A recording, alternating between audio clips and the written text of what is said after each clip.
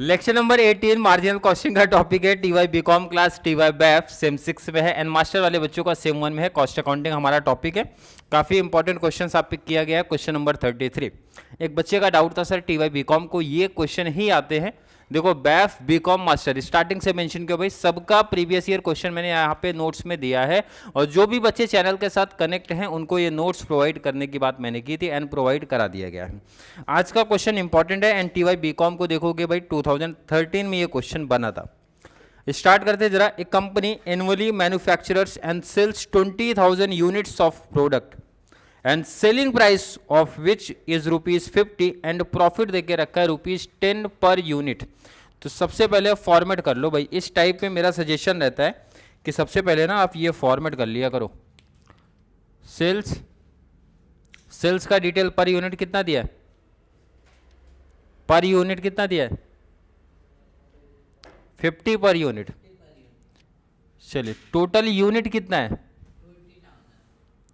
20,000 unit का detail है, per unit है 50, तो मल्टीप्लाई कर दो, मल्टीप्लाई कर दो, कितना आ रहा है 10 प्रॉफिट है।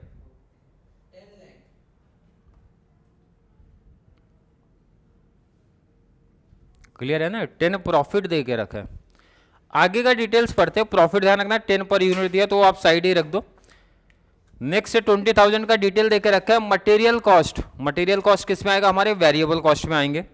लेबर कॉस्ट वेरिएबल कॉस्ट में आएगा। पहले वेरिएबल कॉस्ट आप लिख दो। हम लोग सेल्स में से माइनस क्या करते हैं वेरिएबल कॉस्ट। सेल्स में से जो हमारा माइनस होता है वो होता है वेरिएबल कॉस्ट। Number 1, number 2। सबसे पहले क्या दिया है, सबसे पहले क्या दिया है मटेरियल कॉस्ट।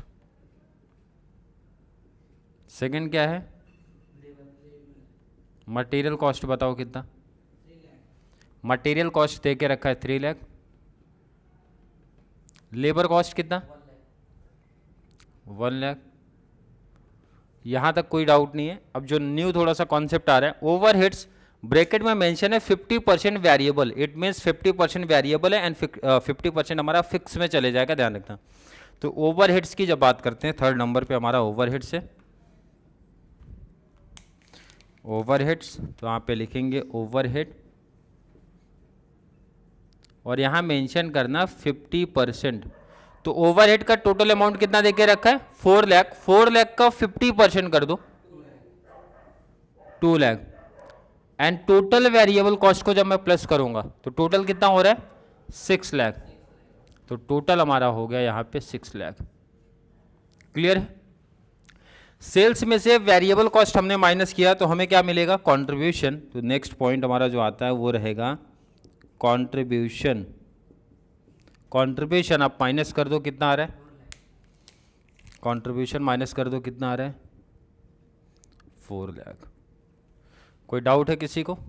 नहीं। ये फॉर्मेट से ही काफ़ी चीज़ें हमारी कॉन्सेप्ट क्लियर हो जाएंगे। अब आगे का डिटेल पढ़ते हैं और क्या डिटेल्स हमें दिया है। यहाँ पे रिक्वायर्ड दिया, इसका मतलब फिक्स कॉस्ट हमारा बच रहा है। पहले फिक्स कॉस्ट को सेटल करते हैं, उसके बाद पढ़ेंगे क्या क्या चीज़ें हमें बोली गई हैं। कंट्रीब्यूशन में से माइनस होता है हमारा फिक्स कॉस्ट। एंड अगर मैं फिक्स कॉस्ट की बात करूं तो फिक्स कॉस्ट में कौन सा आएगा ओवरहेड्स, जो 50% बचा था। तो मैं यहाँ पे लिखूंगा, इसमें आ रहा है हमारा ओवरहेड्स एंड ओवरहेड्स में 50% यहाँ मेंशन कर देना। कितना जितना बचा था 50% कितना, ये सीधा आप आउटर में लिखो क्योंकि एक ही अमाउंट है ना, तो सीधा आउटर कर दो। एंड माइनस किया तो क्या मिल गया प्रॉफिट मिला। माइनस करने पे प्रॉफिट आया। माइनस कर दो आप तो क्या मिला हमें प्रॉफिट। प्रॉफिट की जब बात की है तो माइनस करने पे कितना आ रहा है प्रॉफिट आ रहा है इधर। अगर मैं पूछूं किसी बच्चे को कोई डाउट है क्या, यहां तक डाउट नहीं है, कैलसी लेके बैठो, देखो अभी कॉन्सेप्ट काफ़ी क्लियर हो जाएंगे। अब देखो यहाँ तक क्लियर है ना। अब डिटेल पढ़ते हैं क्या क्या पूछा है। सबसे पहला क्वेश्चन क्या पूछ रहे, सबसे पहला contribution per unit, contribution per unit बता दो। तो यहीं पे बता सकते हो यहाँ पे ध्यान दो इधर, ये टोटल कितना है, डिवाइड बाय यूनिट कर दो, divide by unit 15। Next 1 lakh divide bye 20,000,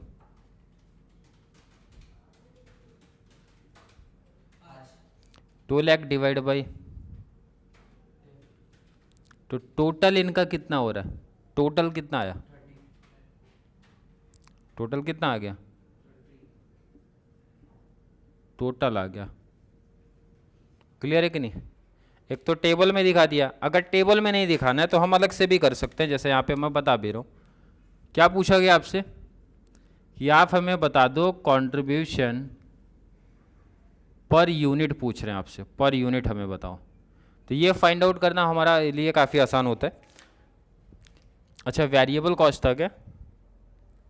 अच्छा नहीं, कंट्रीब्यूशन था, तो ये तो सीधा फिर यहीं आ जाएगा ना। 50 में से 30 माइनस किया, कितना बचा? 20। हो गया आंसर। समझे कि नहीं? तब इसके लिए अलग से अब निकालने की जरूरत ही नहीं है, क्योंकि टेबल में हमने वो काम कर दिया है। क्लियर है ना? वेरिएबल कॉस्ट तीनों प्लस सेल्स में से वेरिएबल माइनस किया, कंट्रीब्यूशन मिला पर यूनिट, तो ये टेबल में ही हो गया। ये फाइंड आउट अब करने की अलग से कोई जरूरत नहीं है। नेक्स्ट क्या बोला है जरा देखो, पीबी रेशो। बोलो प्रदीप, पीबी रेशो का फॉर्मूला।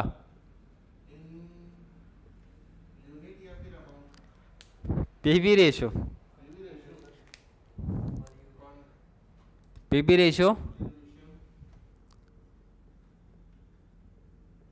कंट्रीब्यूशन इनटू, कंट्रीब्यूशन कितना है, कंट्रीब्यूशन कितना है, सेल कितना है, इनटू कितना आ रहा है, कितना आया, 40%। अब यहाँ पे ध्यान रखना, सुन लो समझ लो, जो कन्फ्यूजन यहाँ पे होती है बच्चों को कि पीबी रेशियो का फॉर्मूला कौन सा आएगा, कंट्रीब्यूशन पर यूनिट अप्लाई कर दूँ कि कंट्रीब्यूशन अपॉन सेल अप्लाई कर दूँ, दोनों। अगर पर यूनिट का डिटेल मुझे पता है तो मैं पर यूनिट वाला फॉर्मूला भी अप्लाई कर सकता हूँ, जैसा मैं यहाँ पे अप्लाई करके दिखा रहा हूँ नंबर 1 पे। अगर कोई बच्चा सेकेंड फॉर्मूला अप्लाई करेगा तो भी आंसर राइट आएगा। ये मैं ऑलरेडी पीबी रेशियो वाले टॉपिक में सिखा चुका हूँ। कंट्रीब्यूशन अगर मैं अप्लाई करूँगा, कंट्रीब्यूशन पर यूनिट अपॉन में सेलिंग प्राइस पर यूनिट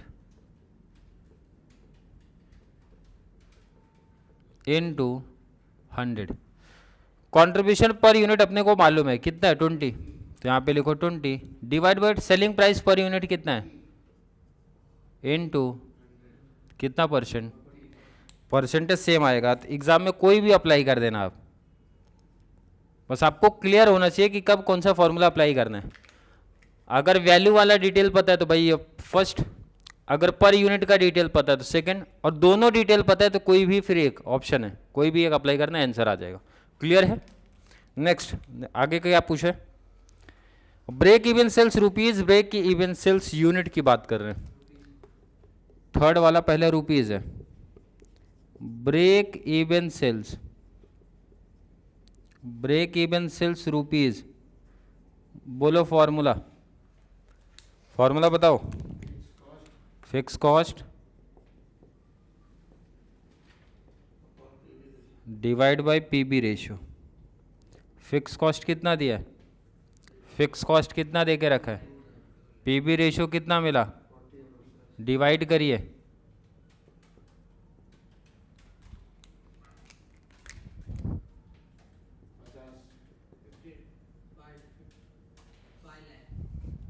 क्लियर? नेक्स्ट नंबर 4 पे ब्रेक इवन सेल्स यूनिट में चाहिए, ब्रेक इवन सेल्स यूनिट में चाहिए। फॉर्मूला बताओ, fix cost divide bye, fix cost divide by contribution per unit. Fix cost कितना दे के रखा है, 2 lakh divide by contribution per unit, contribution per unit 20, कितना आया? 10,000 यूनिट्स। अरे कोई डाउट है किसी बच्चे को? भाई कॉन्सेप्ट फॉर्मूला अगर क्लियर है तो कॉन्सेप्ट क्लियर हो जाएगा। आगे का डिटेल पढ़ लो जरा। सेल देके प्रॉफिट, सॉरी सेल पूछ रहा है, प्रॉफिट देके प्रॉफिट पूछ रहा है, सेल देके। आगे का पॉइंट तो ये तो स्टार्टिंग से हमारे सेम ही रहे हैं। देन 5th नंबर पे आ जाओ जरा। नंबर 5th आ गया required sales. Pradeep, formula required sales का ध्यान रख लो, स्टार्टिंग से मेंशन किया, जब भी आपको सेल देके प्रॉफिट पूछेगा, प्रॉफिट देके सेल्स पूछेगा, तो रिक्वायर्ड सेल्स का फॉर्मूला अप्लाई करना है। और ये फॉर्मूला याद करना भी काफ़ी आसान होता है। जो हमारा ब्रेक इवन का है ना, वही फॉर्मूला कॉपी कर लिया करो। Means fix cost divide by PV the,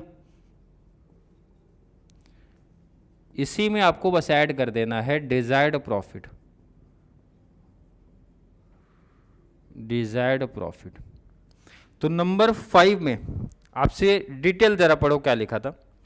पूछ रहे सेल बता दो अगर प्रॉफिट 4 लाख का है तो, मतलब डिजायर्ड प्रॉफिट दिया है तो फिक्स कॉस्ट कितना था आपका 2, और या फिर वहां टेबल में आप देख लो डिजायर्ड प्रॉफिट कितना दे के रखा है। डिजायर्ड प्रॉफिट कितना दिया क्वेश्चन में? 4 lakh divide by PV ratio, PV कितना अपना 40%। चलिए फाइंड आउट करो जरा कितना आ रहा है, ऐड करके डिवाइड बाय 40% कर देना, ₹15 लाख। क्लियर है? आई थिंक क्लियर होगा। नेक्स्ट आ जाओ जरा नंबर 6 पे। अब नंबर 6 पे ना सेल देके प्रॉफिट पूछा है, फॉर्मूला यही रहेगा सेम, फॉर्मूला हमारा यही रहेगा, रिक्वायर्ड सेल्स का ही फॉर्मूला है, रिक्वायर्ड सेल्स का ही फॉर्मूला है। एंड रिक्वायर्ड सेल्स का फॉर्मूला क्या है? रिक्वायर्ड सेल्स का fix cost plus desired profit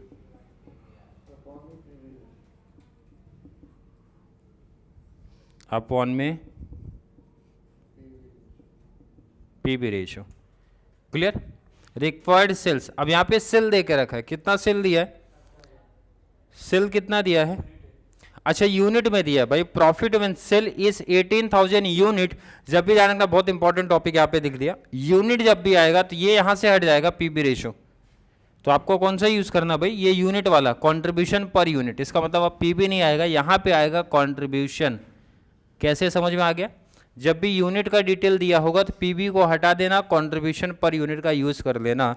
इसका मतलब अब यहां पे आएगा contribution per unit, contribution per unit. Clear है? अब लाइन पढ़ते हैं अच्छे से। Profit when sale is 18,000 unit, इसका मतलब सेल का यूनिट देके रखा है 18,000 यूनिट। फिक्स कॉस्ट कितना है? सामने दिख रहा है, प्लस डिजायर्ड प्रॉफिट आपसे पूछा जा रहा है तो वैसे रखो। एंड कंट्रीब्यूशन पर यूनिट हमें पता है कितना, contribution per unit 20। 1 cross multiply 18 2 जा मल्टीप्लाई करो 3,36,000 सॉरी 3,60,000 ना, इतना ही आ रहा है। 2 लाख प्लस है, यहाँ पे शिफ्ट कर दो, माइनस हो जाएगा डिजायर्ड प्रॉफिट। कितना आया? 1,60,000। 1,60,000 ये हमारा है डिजायर्ड प्रॉफिट। क्लियर है क्या? क्लियर कॉन्सेप्ट होगा। इंपॉर्टेंट याद रखना है, जब भी रिक्वायर्ड सेल्स या फिर प्रॉफिट यूनिट में दिया रहेगा तो आपको यहाँ पे चेंज कर देना कंट्रीब्यूशन पर यूनिट। इसका मतलब ब्रेक इवन सेल वाला यूनिट में जो फॉर्मूला अप्लाई होता था ना, वो वहाँ पे आने वाला है। एंड लास्ट टॉपिक आपसे पूछा है मार्जिन ऑफ सेफ्टी बता दो व्हेन एक्चुअल सेल दे के रखा है, मतलब फॉर्मूला भी वही आएगा, actual sale minus BEP sale आएगा। तो लास्ट जो आपका टॉपिक है, मैं यहाँ पे लिख रहा हूँ लास्ट आपका इधर है, पूछा जा रहा है margin of safety, margin of safety. अब मार्जिन ऑफ सेफ्टी का formula actual sale minus actual sale minus actual sales minus BEP sales.